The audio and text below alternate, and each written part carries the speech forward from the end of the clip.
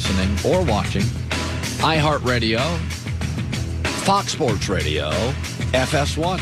Nick Wright this hour. It is a pleasure to have you in. A lot of political things going on last night. The country is changing and moving, and Joy Taylor is joining us, and we're not moving. We're just sitting here today where we always are. It is my birthday, and Joy got me cookies.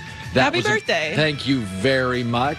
You talked a lot about oatmeal raisin cookies during the holidays. And you're a good listener. I am. I'm very good with gifts like that.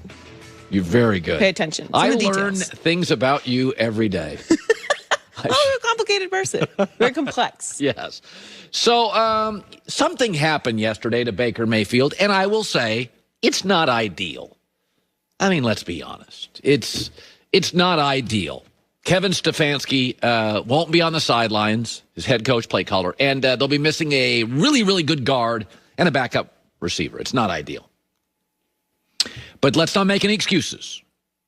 Baker gets rolled this weekend. He is officially a game manager, not a franchise quarterback. You know the difference, right? Game manager is everything's perfect for you, and you can win games.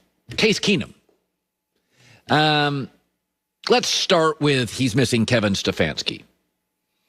Sean Payton may be the best play caller in the NFL. It's funny, they didn't work as well with Taysom Hill as they did with Drew Brees.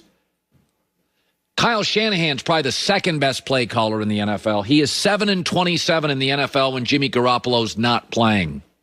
Josh McDaniels, that guy can call plays. It's funny, they didn't work well this year without Brady.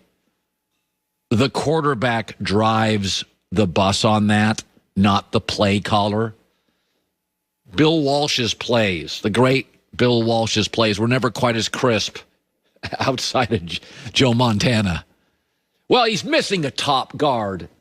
Aaron Rodgers this year didn't have David Bakhtiari, the best pass-blocking left tackle, for several games, 4 or 5. He threw for 15 touchdowns and no picks. This past weekend, they didn't have David Bakhtiari against the Bears' pass rush and defense. He had 4 touchdowns, no picks, 79% completion percentage, 148 passer rating. Patrick Mahomes has not had Mitchell Schwartz, a Pro Bowl offensive lineman, since week 6. He's not lost a game. Think Josh Allen would unravel because he's missing a wide receiver who's a backup and a guard? By the way, Lamar Jackson's missing the best pure left tackle in football, Ronnie Stanley. He's actually gotten better without him. That's because Aaron Rodgers and Lamar Jackson and Josh Allen, they're franchise quarterbacks. They're not game managers.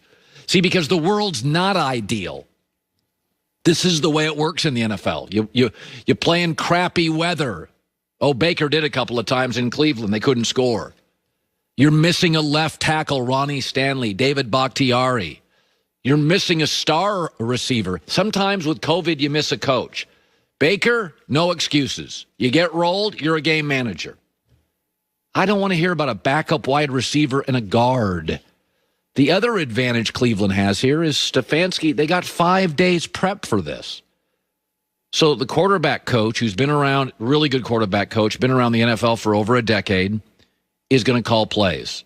The first 12 to 15 will be scripted. Those are the play calls. That's what the late Bill Walsh did. He scripted the first 12 to 15 plays, so the Niners played with a lead. Games are different when you play with a lead. Ask Lamar Jackson, great player, better with a lead than trailing. All quarterbacks, we've looked it up, done this topic, are better with a lead than trailing. And the first 12 to 15, Stefanski, Van Pelt, they'll be scripted. And then play calling is completely, utterly overrated. The other break the Browns get, they're playing the Steelers. There's no tricks here. Play calling's not winning the game. Players are winning the game. That's why the Steelers gave Big Ben and T.J. Watt the day off. Their best players. They probably will run 75% of the same plays they ran last week, and so will the Browns. The Vegas line moved a point for missing Kevin Stefanski, the best guard Cleveland has, and a backup wide receiver. I don't want to hear about the excuses. I'm seeing all these built-in excuses. Josh Allen would not completely unravel if Sean McDermott wasn't on the sidelines, he was missing a guard and a backup wide receiver. He would still be 6'6", move elegantly with a shotgun arm and an unbelievable amount of quarterback confidence. Maybe a play or two that wasn't as keen, wasn't as perfectly timed. But if Baker gets rolled, everybody in this league, Case Keenum,